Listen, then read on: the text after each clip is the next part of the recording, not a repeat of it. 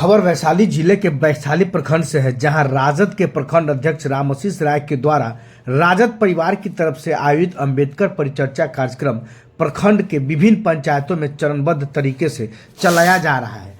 ऐसे में आज अंबेडकर परिचर्चा सह प्रशिक्षण कार्यक्रम चिंतामनपुर पंचायत में आयोजित किया गया। कार्यक्रम में उपस्थित सभी लोगों ने बाबा साहब डॉक्टर भीमराव अंबेडकर के तैल चित्रों पर पुष्प अर्पित करते हुए कार्यक्रम की शुरुआत की। इस मौके पर संजय पासवान ने लोगों को संबोधित करते हुए बाबा साहब के जीवनी पर प्रकाश डाला।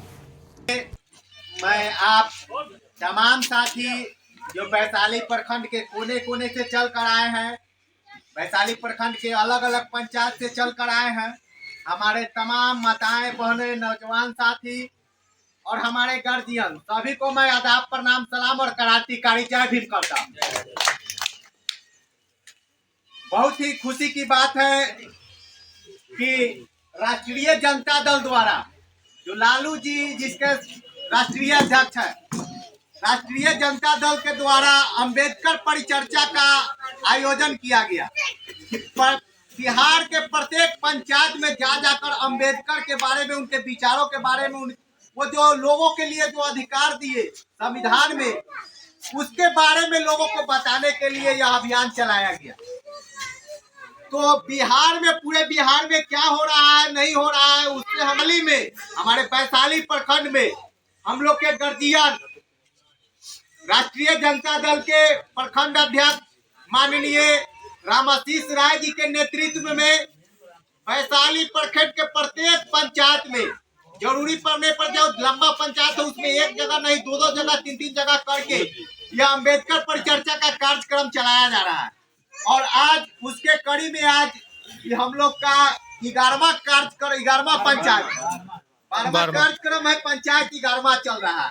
चिंतामणीपुर आज हम लोग 11वां पंचायत में है। तो हम सबसे पहले हम लोग राजद के अध्यक्ष, हम लोग के गार्जियन और वैशाली में प्रत्येक अन्याय और जुल्म के खिलाफ आवाज उठाने वाले, थाना हो, ब्लॉक हो, हॉस्पिटल हो, जहाँ भी जुल्म होता है, किसी के साथ दबे कुचले के साथ अत्याचार होता है, तो उसके खिलाफ आवाज उठाने वाले, बुलंदी से अपने पैर को रख कर खड़ा हो जाने वाले, सीना तान कर, वैसे गार्जियन को हम लोग पहले चाहेंगे। इनको हम पहले धन्यवाद देने चाहते हैं, हम अपने गार्जियन रामाशीष राय जी का, जो प्रत्येक पंचायत में घूम घूम कर अम्बेडकर परिचर्चा को चलाने का काम कर रहे हैं।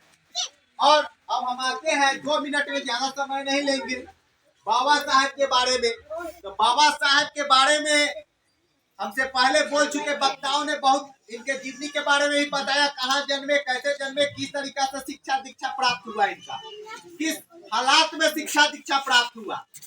तो उस चोरी छुपे की नहीं, तो उनको हम ललकार के कहना चाहते हैं, और देखे इस भारत में कौन वीर बलिदानी है, किसके धमनी में खून और किसके धमनी में पानी है। हम वैसे समाज से आते हैं, वैसे कुल खानदान से आते हैं, जिनका ना तो कलम कमजोर रहा है और ना ही ताकत कमजोर रहा है। तो अब बात होती है संविधान की, उनके बाबा साहब के दिए अधिकार की, जिससे पंचायत मिटाने की कोशिश किया जा रहा है, इनके संविधान को मिटाने की साजिश चल रही है।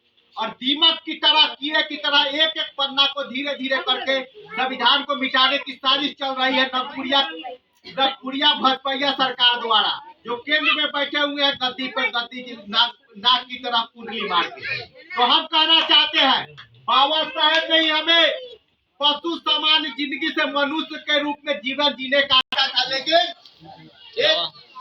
उस समय बाबा साहब अछूत है, दलित नहीं थे। उनको लोग बोलता था, उस मानसिकता के लोग बोलता था कि अछूत है, ये नीच है। अगर ये नीच होते, अछूत होते, तो आज पूरे विश्व में सिंबल ऑफ नॉलेज के नाम से नहीं जाने जाते। इनको सिंबल ऑफ नॉलेज के नाम से जाना जाता है। इनके संविधान को छेड़छाड़ कर खत्म करने की साजिश चल रहा है। और बाबा साहब ने हमें मतदान करने का अधिकार दिया, मतदान वोट देने का अधिकार दिया।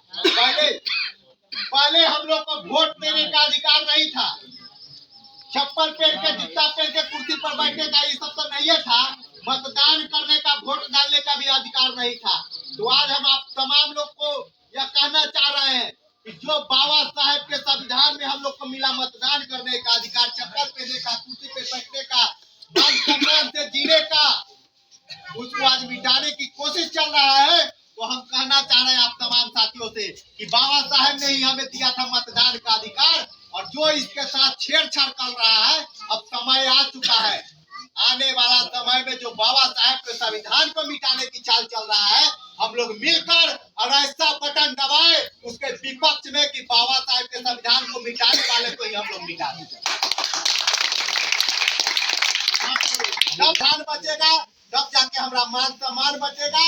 और इन्हीं तन जवान शब्दों के साथ मैं एक नाम बस लालू जी के एक लाइन में हम प्रकाश डाल दें कि जब 90 के दशक के बाद लालू जी का सरकार बना 1990 के बाद, तो देश के नक्शा में, हिंदुस्तान के नक्शा में मात्र एक नेता हुए पूरे बिहार और देश में, जो गरीब, पिछड़ा, दलित, शोषित, वंचितों को आवाज देने का काम किया और कहा एक गरीब भाई, दलित भाई, पिछड़ा भाई, शोषित वंचित भाई, अब डरा ना, अब झुका ना, अब लड़ा भिड़ा, काहे कि तहार बेटा बिहार के गद्दी पर बैठल बा।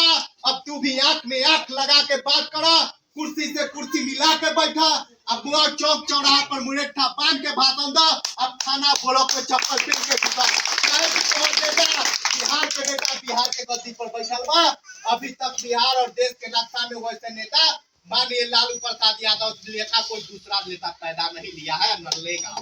इन्हीं मैं आप लोग को कहता हूँ कि बाबा साहब के संविधान की मिटाने की जो साजिश चल रहा है, इस बार हम लोग ऐसा बटन दबाए उसके विपक्ष में कि जो बाबा साहब को मिटाने की कोशिश कर रहे हैं उनको भी हम लोग नाम निशान मिटाएं।